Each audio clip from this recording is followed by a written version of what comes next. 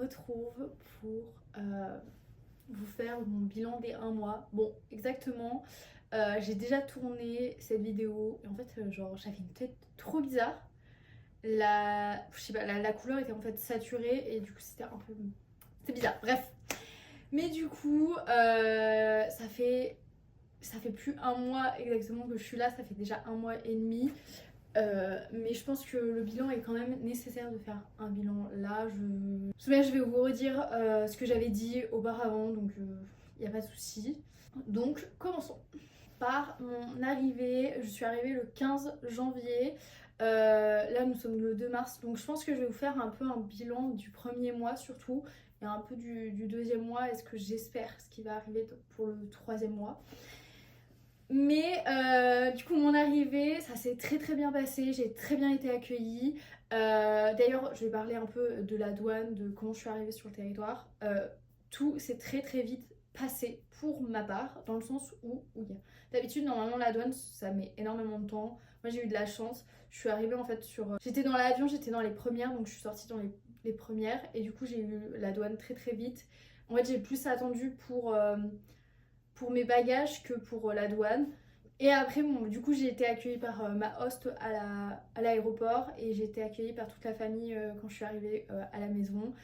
Ça s'est très très bien passé, on m'a présenté la famille en vrai, on m'a présenté les lieux de la maison. Là, aujourd'hui, je peux dire que je suis clairement, je me sens vraiment, je dirais pas complètement comme à la maison, j'avouerai que je vais que au niveau de la cuisine et au niveau du basement, je vais rarement dans le salon. Simplement parce que le salon, c'est plus un living room qu'un salon, et en fait, ils s'en servent presque jamais. Et le salon, comme on l'entendrait en France, il se trouve surtout dans le basement, et même là, je me sers jamais de la télé, mon ordinateur. Mais par contre, ce que je peux dire, c'est que je suis à l'aise pour me balader dans la maison, pour faire ce que j'ai à faire. Voilà, je suis pleinement à l'aise. Franchement, j'ai très bien été accueillie. J'ai rien à redire, sauf petit détail, et je vous partage un peu le moment faiblesse que j'ai pu avoir le premier week-end. Le premier week-end, on est parti au ski. C'était un long week-end de 3 jours parce que le lundi, c'était le jour, c'était un jour férié pour l'anniversaire de Martin Luther King, même si c'était pas réellement le jour de l'anniversaire de Martin Luther King, mais bon, c'était pour créer un long week-end. En vrai, ça aurait pu être cool, sauf qu'il y avait les cousins, et du coup, en fait, vu que j'étais la nouvelle, je suis la nouvelle, hein, clairement. J'étais la nouvelle, personne ne m'a calculé. Et le fait qu'il y ait beaucoup de monde, il y avait tout le reste de la famille, euh, ils avaient pas trop à se soucier de moi, entre guillemets, genre je mets des gros guillemets, dans le sens où les enfants, ils avaient leurs cousins, ils voulaient profiter de leurs cousins, ce qui est totalement logique. Moi en plus, j'étais plus dans ma chambre. En fait, je savais pas encore ma place, donc sortir comme ça, essayer de faire des trucs, genre c'était beaucoup plus compliqué que juste être là et faire des trucs pour faire des trucs. Euh, voilà, je sais pas si c'est clair ce que je dis ou ce que je raconte, mais en gros, le premier week-end a été dur parce que j'avais pas encore ma place et que j'ai essayé de trouver ma place, et qu'en même temps j'avais rien à réellement faire parce que je ne travaillais pas. Par contre, ça s'est nettement amélioré les semaines d'après. Et pour vous parler un peu des moments aussi, j'ai eu un autre moment bas dans le premier mois. C'est au moment où j'ai réfléchi, où je me suis dit, mais genre, j'y arrive pas, je fais n'importe quoi. Et là, je me suis mise à pleurer. Et ouais, et le premier week-end, le moment où genre vraiment le moment où où j'ai eu un énorme doute, c'était en mode, mais qu'est-ce que je fous là? J'ai eu une journée de doute. Et après, bon, tout se passe bien. Genre là, vraiment, je me sens bien. Je me sens bien au sein de la famille. Toujours un peu gênée à des moments. Genre, en fait, il y a des moments, genre, tu sais pas ce que tu dois faire. T'es là, tu sais que tu dois être là, mais tu sais pas ce que tu dois faire. Et c'est les moments les plus compliqués. Mais globalement, genre, je trouve que ça va. Genre, je suis plutôt à l'aise. Parlons état d'esprit. Le moral, ça va parfaitement. Genre, vraiment, au début, c'était un peu en mode, je sais pas ce que je fais là, mais ça va, genre je suis pas non plus au bout de ma vie. J'ai eu un petit moment de faiblesse en mode qu'est-ce que je fous là, ou pourquoi je fais ça, ou voilà, genre pression de faire des choses un peu dans le vide. Et sinon, genre c'est plus du positif, en fait je suis plutôt monotone, genre je suis pas à 100%, mais je suis pas non plus ultra bas. Je vous avouerai que le temps n'aide peut-être pas parce qu'il fait très très froid. Voilà. J'ai pas encore eu peut-être genre si je me suis fait des amis, est-ce que je me suis fait genre l'ami que genre tout le monde parle sur les réseaux sociaux, ouais j'ai cette relation avec un tel, c'était incroyable. Je dirais pas que j'ai ça, genre après genre en fait, je sais pas ce que les gens entendent par ouais je me suis fait l'ami de ouf, voilà. Voilà, j'ai rencontré des personnes, j'ai essayé de voir, genre j'ai eu, voilà. Donc, je sais pas si ça ne contribue pas, je sais pas, je suis un peu perdue. Après, pour parler de l'aspect social, alors du coup, en termes d'amitié, je me suis fait des amis, des connaissances. Genre, je dirais que je me suis fait plus de connaissances que d'amis, et beaucoup plus avec des au-pairs françaises que des au-pairs autres.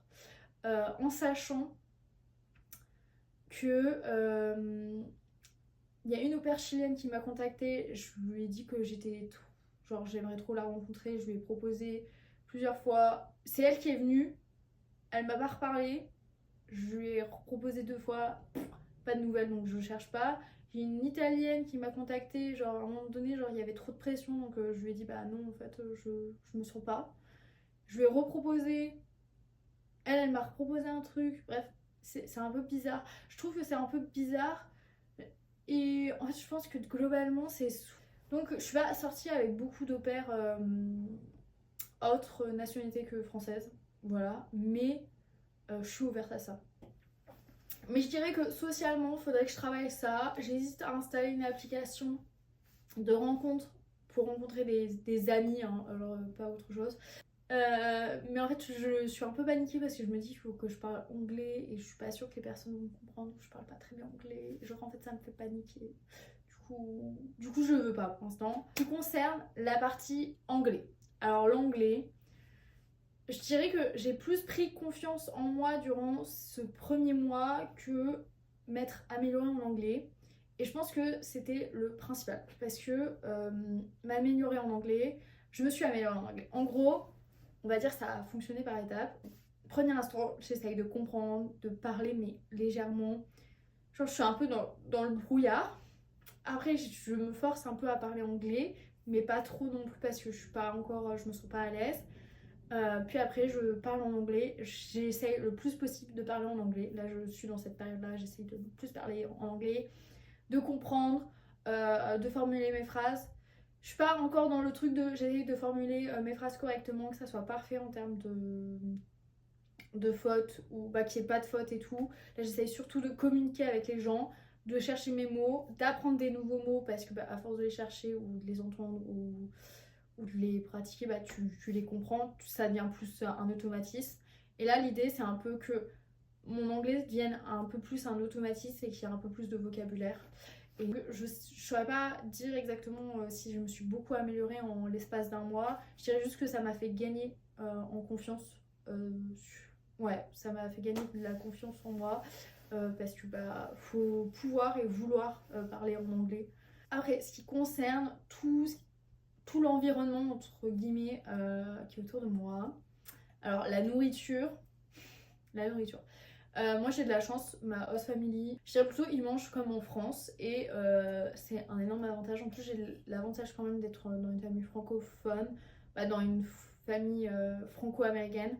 Ce qui fait que il y a des trucs genre il y a des crottins de chèvre incroyables, il y a de la crème fraîche. En fait, il y a plein de trucs français que je pense que je n'aurais pas eu dans une autre famille. Je mange équilibré dans le sens où il y a légumes, féculents et protéines à chaque repas, ou du moins à chaque fois que je mange avec eux.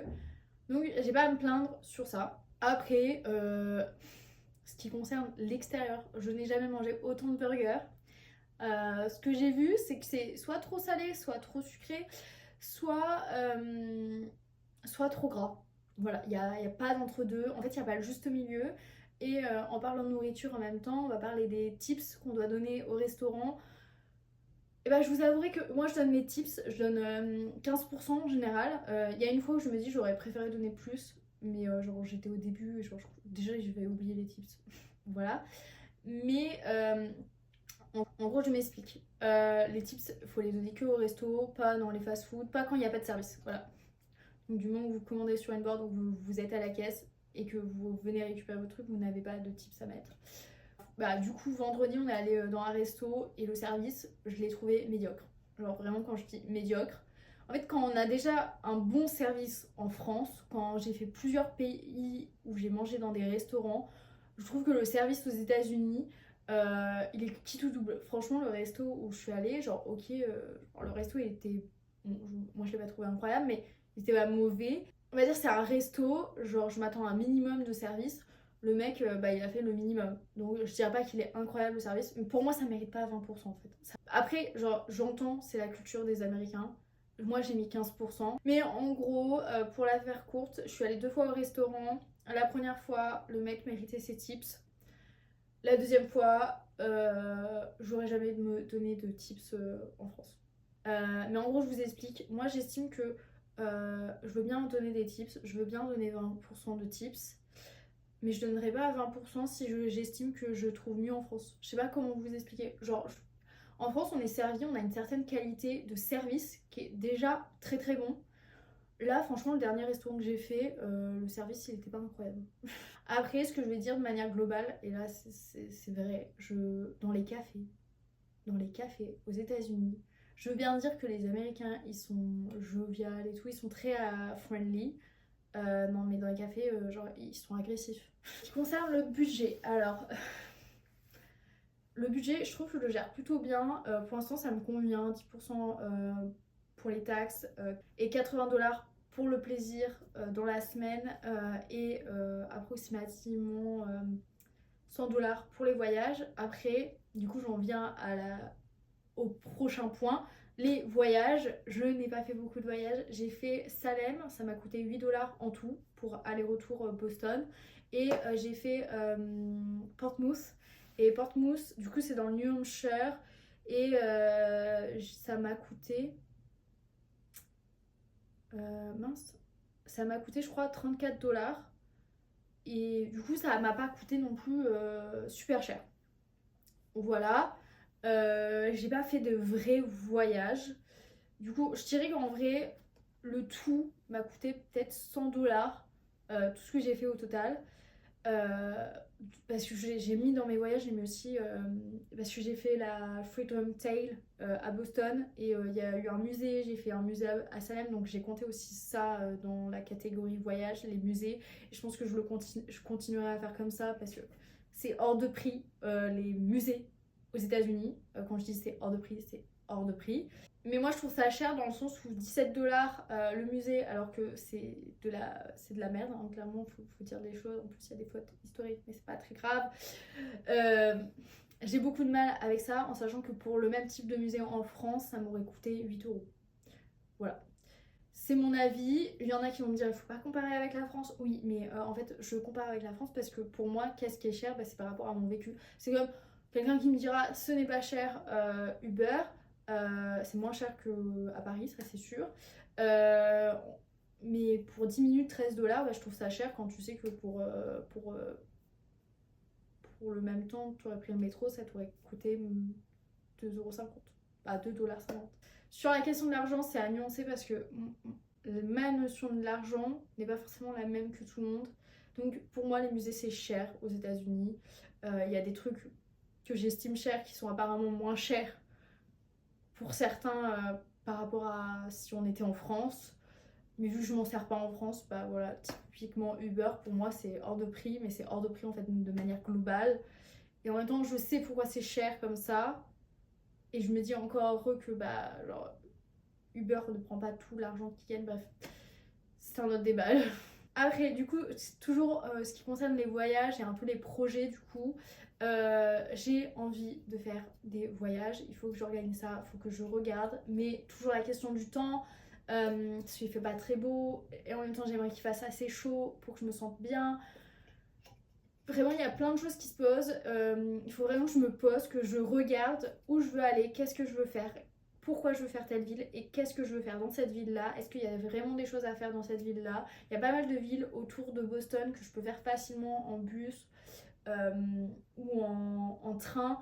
et ça me reviendrait pas très cher, donc je peux le faire quand même facilement en un week-end ou même en une journée dans un week-end. Donc ça, je peux pas vraiment je peux pas dire que je peux pas voyager même facilement. Mais il faut que je m'organise aussi un peu plus loin. Est-ce que je veux aller à New York? Qu'est-ce que je veux faire à New York? Est-ce que je veux aller à Washington DC? Et qu'est-ce que je veux faire à Washington DC? Voilà, il faut que je regarde un peu plus. Je voudrais faire davantage de voyages. Genre, j'ai pas envie de me dire que sur la case voyage, il me reste à la fin de mon départ 1000 balles. Parce que bah, j'ai rien organisé. Bon, après, c'est très bien. Hein, pour le Travel Month, mon Travel Month, ça sera du turfu quoi. Mais globalement, c'est ça. Genre, merci d'avoir regardé cette vidéo avec Monsieur Stitch. Je vais essayer de alors, je vais essayer d'être régulière. Je sais pas si je vais réussir en fait. Genre, j'ai des petits rushs par-ci par-là, mais en fait, je filme une fois sur 4, je filme la moitié des trucs. J'oublie, je suis un peu dans l'instant, je suis un peu gênée, du coup, je filme pas. Bref, c'est un peu bizarre. Donc, je ne sais pas encore ce que je vais faire, comment je vais le faire. Voilà, ce qui est sûr, c'est que je vais essayer de vous partager mes bilans, ce que j'ai vu, ce que j'ai pas vu, ce que j'ai apprécié, ce que j'ai pas apprécié, même si ça sera peut-être un condensé d'images, de photos de ce que j'aurais fait ou vu et que j'aurais pris en photo. Non, en fait, il faut juste que je sois à l'aise et que je me dise, là, tu filmes. Bref, voilà. Bon, merci beaucoup d'avoir regardé cette vidéo. Je vous fais des gros gros bisous et je vous dis à la prochaine. Bye.